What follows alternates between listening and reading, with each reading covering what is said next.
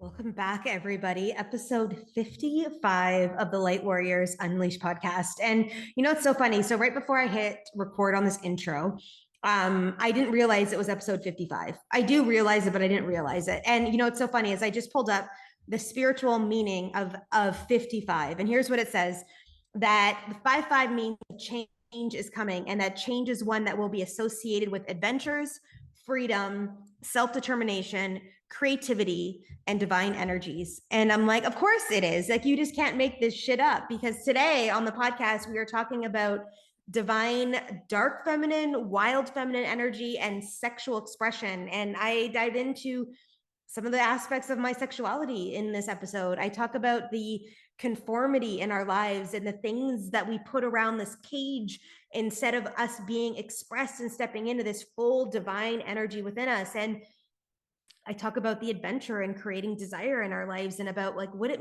means to actually hold this fuel of femininity inside of us, and this actual connection that's deep rooted to our primal instincts, the stuff that we have been conformed in for almost our whole life, like probably the last hundreds of years in existence, except for those that were rebelling against the systems that, if you were ever a witch, which most people in my life were at some point in time in their world, they were rebelling against the system, but a system that tried to get us to conform, and a system today that's still trying to do that in different ways now, in different darknesses. And we are needed to come out and to express and to be all that is in us, male, feminine, all of it.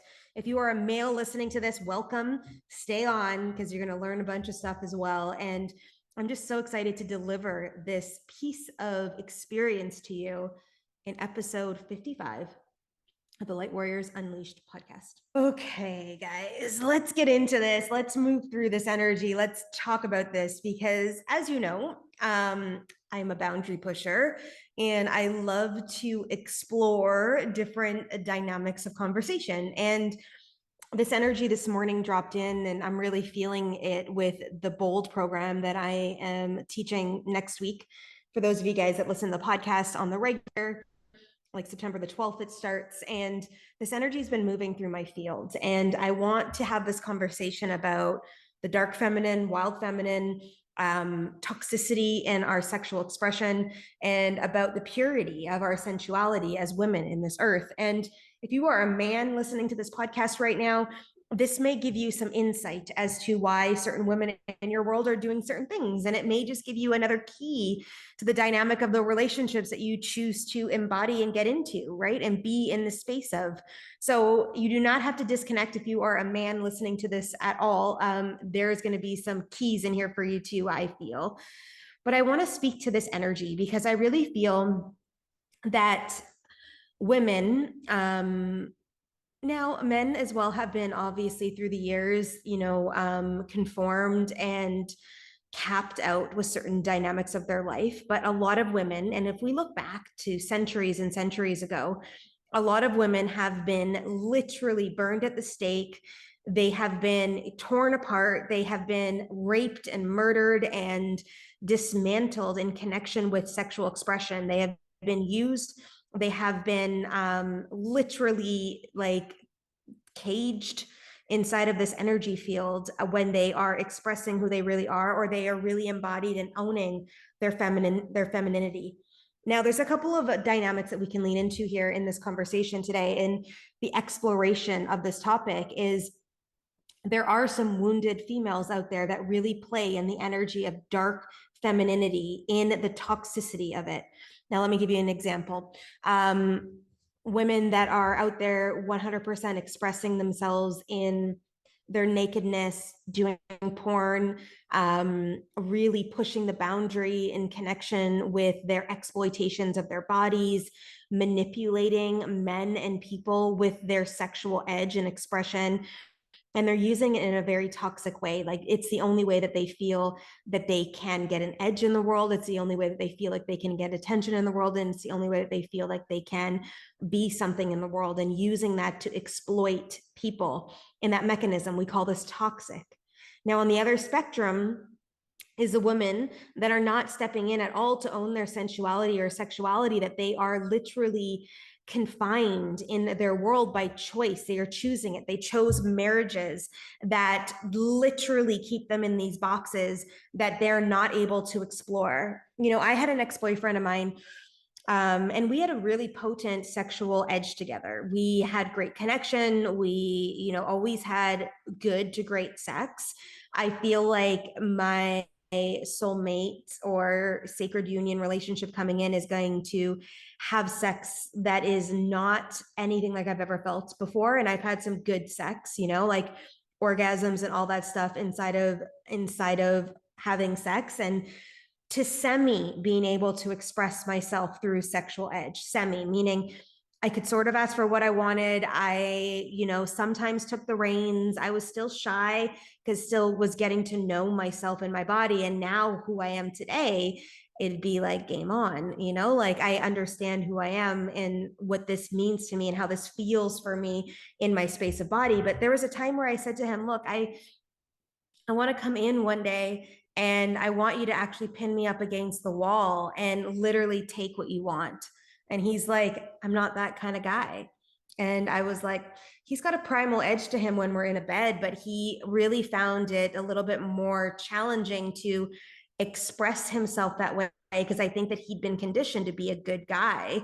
And that toxic masculine energy of that primal need, once it's unleashed, then you can never put it back in, right? Because you feel that connection, you feel that guttural energy inside of this. And I had this edge that I desired to be pinned down and taken advantage of, quote unquote, which is not the truth because I'm a consenting adult, but I desired that fire and that flame. And for so many years, I chose, because this was a choice, not to express that. Like there's times that I'm like, I want you to put a blindfold on me. I want you to tie up my arms. I want to feel that restriction in love and light, you know, like not from a way of like the darkness of shadow of getting pain out through like the BDSM really intense world, but through a different level of connection. Like, how do I take this further to connect deeper inside of this space? And, you know, a lot of us speak, maybe we even speak this into the world and we say, this is my desire and this is what I want to experience, but we don't get the reciprocating energy come back. We don't get the, it's okay for you to have that. We get the judgment, we get the, you know, rejection inside of this space of, and I feel like there's a lot of us that are playing over here on this side of the mechanism that are not getting the desire we want. We have an okay sex life, we have an okay relationship, but there's this fuel and this passion that's moving through us that we can't even express into the world yet because we've been conformed, right? And we've chosen conformity. So I read a lot of sex books, we'll say, like spicy romance novels, erotic fiction, and even to edges inside of these books. I'm actually part of a book club that reads these kinds of books, and we talk about certain things. And yesterday I was active in that group talking about this book of the month that we had chosen, and it was really much an edge pushing book. Like it was about the church and religion and about breaking free of the infrastructures that we were taught, you know, in religious stature, that you don't have sex until you're married, that you can't express yourself, that you can't have this contact with people, which if we actually really think about that, when a woman and a man get together, they create a synergy and energy. And when the woman's womb is open and activated, the portal way of orgasm actually bursts manifestation into the world. And it's a potent portal way. Guys, women birth beings into the world, and these beings have a soul that drop into the body through you into the world. Like that is magical. That's, I think, something sometimes that we don't even really think about the magnitude of what that actually means in this space of time, in this world that we live within. Like, wow, that's a portal way. So when a woman orgasms, it opens up an energetic field. When a man orgasms, it allows them to release energy. And they even say it cleanses the aura of the males when they actually have an orgasm. And when a man orgasms inside of a woman, they actually release all their shit into the woman. So that's another thing, just off topic of this. None of this is off topic, obviously, because this is a podcast and I can speak whatever the fuck I want on it because it's my podcast. And I love that I have this availability to step in to talk about all the things I want to talk about inside of this space. But it's really important that we pay attention to who the hell we're fucking because of the fact that they're releasing all their shit in us. You know, I was with one of my friends the other day and I said to her, look, I'm not looking for any projects at all. Like, I don't need a project. I don't need this dynamic. You know, I work with clients inside of the space to move them through energies, but I don't want a man that's a project. I attract some of them sometimes because they're really inclined to my energy and they're like, I know you can help me. And I know, and I'm like, I can, but I don't want to help my partner in life. I will support them. And if they want my opinion and stepping into that, but I don't want to do the like anger work with them. I want them to like have those tools or be conscious enough to find the people that will help serve them that way. I'm not looking for someone who's perfectly landscaped either. That's not what I'm saying, because we're going to be growing and shifting together. But I don't want to be dragging someone along inside of this space, right? So when I decide to have sexual interactions with someone, it's got to be in the potency of light. It's got to make sense for my being, because I found that when I would dabble with my ex, that I was always taking on his shit. And then it would take me like 2 weeks to recalibrate in the energy. And I float so much further ahead in the way that I'm landscaped now. He's got his own stuff that he's working on, that he's further ahead than me in certain other dynamics of life. But I'm like, I can't come back down to this level any longer. I just can't. Plus, it never served us. You know, all that dynamic about sleeping with your ex, like we could go there, which you guys already know. For those of you, some of you guys are happily married and you're in this marriage, but I feel like some of you guys are actually in a marriage, but you're also not stepping into fully who you are in this avenue of your sexual expression, of owning your body and owning the purity and sensuality. Like, I really feel that there's a lot of us women that are not owning that light in the world. We're not bringing it into ourselves to be all that we can be. So how this sprung on and this podcast came to life in my mind today was, over the last few days, I've been promoting the Bold program. And guys, let's just talk about the title. It's called the Bold program. There's a bold energy about owning your power, about owning your sovereignty, about stepping into the space, about being all the things that you can be, right? And really holding this dynamic energy into the field. And it's going to take some conversations. It's going to take some dynamic. It's going to take you owning who you are. So yesterday, which is Sunday, technically, this podcast launches on a Tuesday. So a couple of days ago, I put out a post of me in, like, I don't even know why I even put on underwear. Like, why would I even put on underwear? But I realized this after, but it's me leaning up against a wall. Now, I took video footage of this, so I will have a reel coming out of it.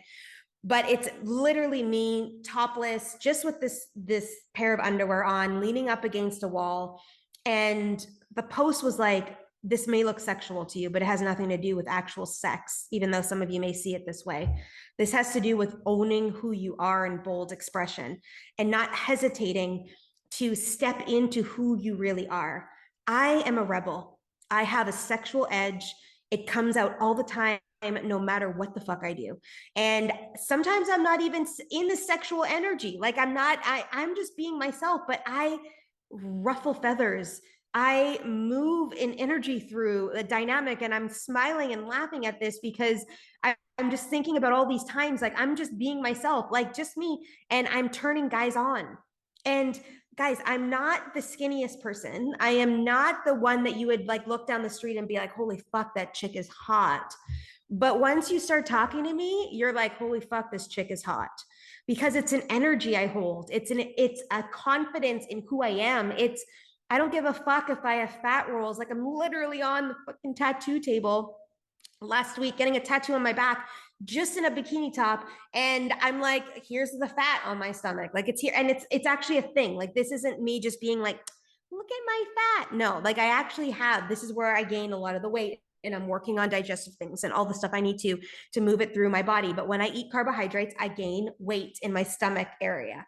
Okay. And so, not really confident about that, but like, I'm like, fuck it. Like, I'm getting a tattoo. We're taking off my shirt. This is what's going to happen. By the end of the tattoo, like my tattoo artist and I were pushing a lot of boundaries in conversation. He's like, I never talk to people like this. I'm like, dude, this is like my life. People talk to me about this shit all the time, and I get off the table and it's freaking cold in there. And he's like, I don't want you to put your shirt back on and like till like later on, because I'm not going to wrap you. And I don't want it to stick to the shirt. And I said, okay, no problem. I go, but like, look at my nipples are already like out here. And he's like, girl, I've been looking at your nipples the whole entire time. I'm like, oh, I've been on my fucking face, like when you're touching my back. But that's the conversations. And I could get into a lot of trouble, quote unquote, which, my ego loves a good trouble scenario. Do I ever step in and push a boundary on it? No, not usually anymore, because I like, yes, in the past. Okay. I will own that on this podcast here right now, but not usually anymore, because I have a really aligned sense of who I am. But the Colleen in the past that used to not feel worthy or that used to lack confidence would step into that space all the time just for attention. And it never got me anywhere good. Okay. Like I was, so many stories in connection with that to not even lean into. But I have a sexual edge. So yesterday, putting that post out again and putting the bold post out I did a couple days before of me kind of not wearing underwear in this like long shirt or whatever it was for an energetic reason. But it's about owning the purity of the sensuality inside of me and not hiding behind things when an expression is coming through me to endeavor. Right. So like it's the energy of the pure essence in you. It's the energy of you like really owning this and stepping into this. And it's not that you don't give a fuck, and it's not that you need to not care. It's that we have been diminished for so long about owning this. And if you were to own your sexuality as a woman 100 years ago, you would be a whore and you would be, put up in a certain mechanism, and they would throw you into a brothel and you would be creating money with sex because that's what they used to do. Where a promiscuous woman in the bedroom, was paid to be in the bedroom, most likely. Most of the men back then would marry good women just to impregnate them. And then they would go to the brothels and pay for the raunchy sex. When in landscape, we need to really look back into the essence of the feminine energy. And when you are fully embodied in your energetic capacity and you are fully in this lane, owning your sexuality, owning your vibration, owning this flow within you, your desire to move your body in a certain way is going to come into embodiment. Your energetic codes are going to drop into you that are like fluid, that you want to express yourself in certain ways, that you show up in this energy, that you are unleashed in who you really are, that the conformity of society, of your relationships, of the way you grew up and the way that you're educated and moved isn't going to be a thing any longer in your world, because you hold it and your truth. Right? I'm not saying that you have to go run around naked on the beach, although maybe that's what you fucking need to do in order to dismantle an energy around you. I found myself, in February, there's a big festival that comes to this town called Envision. And it's very much like a psychedelic, like drug experience people go through, but they also have tons of vendors, music, everything. Like they go till late at night, but they also have the daytime stuff as well. And I would walk the beach with one of my friends, and literally we'd walk by the place where Envision came down to the beach, and we'd see people naked all over the beach. We actually saw this one guy in this position where he was like kind of, like if you think about like you open up your legs and like turn your feet out, and then like it's like kind of like the ancient like Egyptian moves, and then you drop your arms down to like what they call scarecrow energy, and he would be naked, so balls out, dick out, and he'd be like Om, and he was like saying this Om chant, right? And not in a way that was purity of light, like something was in this guy, like I could feel it, and I'd be like, but naked right there on the beach. And my conditioning peaked up a little bit, and I went, oh my God, there's all these naked people, right? And I was like, oh my God, I dropped into judgment for a second, and I went, they're naked. And then I went, what the fuck are you doing, Colleen? Like that's the next thing. It's like the self-expression that we have. These people are so confident in who they are and what they are as beings that they are strutting the beach naked. I should be cheering them fucking on. That's what I should be doing. right? You go, girl, you go, boy, you do that, you fucking own it, you know, like you drop into your body and be in your body, own that shit. Because most of us are not owning this dynamic to who we are. And I want to talk a little bit about, I talked a bit at the beginning about the toxic feminine energy, but we have a duality within us, the dark feminine energy. And it's not in a way of being in the shadow, although it could be if it's triggered and it's not healed. But we have an edge in our feminine essence called the dark feminine energy. And this is where our desires and pleasures lie. This is where these like romance, spicy novel, erotica novels start to pull out pieces in our essence. Like we all have desires inside of us. We all have desires. Some of us desire to be with a man who's super passionate that will put you on your knees and slap your ass and fuck you. Well, some of us have that desire. Some of us have a desire of being with multiple men at once. Some of us have a desire of being with a man and a woman at once. Some of us have a desire of just being cuddled and held and, you know, expressed on and like taken care of, like the goddess energy that we hold. All of us have these desires. And when our dark feminine is healed and can play, we lead in this confident energy of being able to move within this, to express ourselves, to ask for what we want, to actually step into this space, to serve in that energy too. Some of you guys want to tie up your man and suck his cock. Some of you want to do that. And some of you haven't been doing that. And some of you are diminishing yourself, where you wake up in the morning and you have an ache in your body that you want it to be satisfied, and you don't say anything to anyone. And then you go throughout the day feeling that ache throughout the day until you take a moment to release yourself, which isn't even equivalent to what you desire with the relationship in your world right now. This is a standard thing moving through. And this is something that I've been called to step into, to express today, apparently, because of the fact that there's so many of us that are not fully embodied in this light. And this is a light. Our beings came to earth with a clitoris and a vaginal tract and a sexual energy. And through sex, we can have babies. So that's how we like literally create kids on this earth. This isn't an act of shame. This isn't an act of being diminished. This isn't an act of being a slut. This is an act of expression. This is an act of connection into the deepest essence of our divinity, into this space of evolution inside of us. But most of us came from families that didn't talk about it. My parents never talked to me about sex. And I'm okay with that, actually. However, I did move through my teenage years and my early 20s looking for attention and chasing men to try to find this edge, to try to be in this edge. And I totally was in a manipulative, dark energy at the time, not even in femininity, in more of a masculine energy drive of trying to feel important. It didn't serve me. And most of the sex I had at a younger age fucking sucked. And I just was having sex to manipulate, to feel important, and to prove a point, really. Until I started dating more longer term, still wasn't expressing myself in my sexual edge, was just having sex because they wanted to, that's what they wanted. I sort of liked it until I met my last ex, where I could fully, not fully, but I could step into that more. I have been doing a lot of work, quote unquote, in the understanding of who I am as a person. And last year, when I actually owned my sexual edge in my branding, I felt a part of me open up. And even when my ex and I got together, like late last year, when I came back to Canada, like the sex was different because Colleen was different and I expressed myself differently. And I took what I wanted from that space because I knew that he wasn't going to give me what I wanted because that wasn't his thing. Where I was like, this is my thing, I'm taking this. And I did. And the sex was okay. It was okay, but because it didn't match, there wasn't an energetic match of an expression with another partner that desired me to come through this way, that desired me to fully embody this, that desired this connection in this world this way. So I just want you to feel into this. For those women listening to this, are you fully expressed?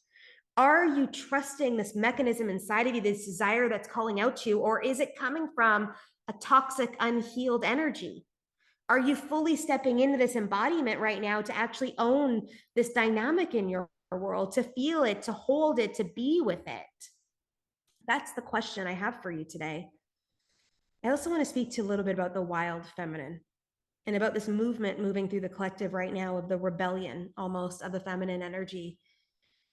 There's a song I keep listening to. It's called Wild. And it reminds me of the essence of who we are as females and who we are as humans in general. And it links us all the way back to the earth and to the energy of nature and to the energy of the ocean and the energy of the rocks and waterfalls and the energy of the river and the energy of the thunderstorms that move through the sky. We all have sunshine in our palette, and we all have the moon in our palette. And the wild feminine embodiment energy is remembering that energy and flowing within our flow. Where some days it's like we choose to have vanilla sex and to take this passionate connection of like touching and being together. And there's other days that we want it raw and real and in the thunderstorm and in the ferocious energy of the ocean. And both of them are palatable and both of them float through our field and both of them are a real thing. Our men as well in the world go through this phase as well, where they just have the primal urge to literally ejaculate and come and just be in that space of dominance. And other times they're really in this caring, floating energy of being and showing love and connection. And both are manageable and both are equal in their energy fields and both are part of our duality. So when I talk about wild femininity, I talk about bringing that in and owning those dimensions in you and allowing yourself to be free and allowing yourself to like not wear a bra and allowing yourself to, cook in an apron naked under it when your man comes home from work and actually asking for what you desire and to be all in. My last relationship was really kind of fun. How we got it started was I went to his place. And anyways, it was a long story, but I was coaching him, which was actually way more fun. And he, like on the wheel of life, the only thing he didn't really have together in his life was relationships. And I brought over the movie Sweet November to his house, and we started watching the movie. And one of the scenes, she blindfolded him in the movie and had him chase around the house to activate new energy fields, to activate, taking out the sight. What do you feel? What do you hear? How does the energy move? So I did that. We paused the movie. We did that. And coming out of that, he said to me, that was one of the most erotic experiences of my life. And I have never blindfolded a man that way, ever. And we obviously ended up having sex after that because it was so fucking potent. And that's how we started dating. And there were times he would go out of town and he'd be like, just go to my place. I'll be there in a couple hours, make yourself at home, do your thing or whatever. And I would turn off all the lights and put candles down and leave like notes for him going up the stairs. And there was one time that I put a tie down on the bed and I said, blindfold yourself and sit in this chair. And then I put music on and I literally did like a lap dance on him. And that's a wild feminine energy. That's an embodied energy. That's an energy of confidence. This was Colleen like 12 years ago. This wasn't even Colleen now. And now I'm looking at it going, I knew then the edge I held, but I didn't embody it. I didn't bring it forth. I'm like, man, imagine where life would be now if I actually had. But I don't regret anything because I needed to learn and grow through all of this experience, moving through the collective energy and moving through all of this dynamic. But I'm like, I knew then. I knew then this was a part of me. I knew then I wanted to explore. I knew then I wanted to find out what my body wanted and desired. I still don't know yet. Like I still desire this connection in a man to help me find it because I haven't had it yet. Like the real, true, deep reverence almost in the body, that really true, deep connection moving through, like that wild energy of unleashing inside of my physical form. I still don't know. I have an idea, but I don't know yet because and I'm saying this, I desire a man to assist me here. Because, yeah, sure, I can have as many orgasms as I want by myself in my place. Amazing. but that real true connection of being held in safety by a man to explore the deep urges of my feminine desires, it's like game on. And I look forward to this experience, and I feel like it's coming in soon, because of the fact that I just feel like he's around, and I just feel like this is maneuvering through and this is happening. So I wanted to explore this conversation with you today and really lean into this truth that some of us have not been stepping into, and some of us are desiring it. Where in your life can you move this needle? Where in your life can you start having these real talk conversations, firstly with yourself, to own the fact that this is something in your field that you desire. This is something that you are craving. This is something that you are asking for. And then from there, step in to start to move it forward. Because you, my friend, are a beautiful being of light. And that energy is moving through you in the purity of all that it is. Start to fucking own it and start to embody it. And let's start to remove the shame around actually asking for what we want in life and actually owning it in our bodies. Powerful stuff. And I will see you guys all in the next podcast. Have a great day.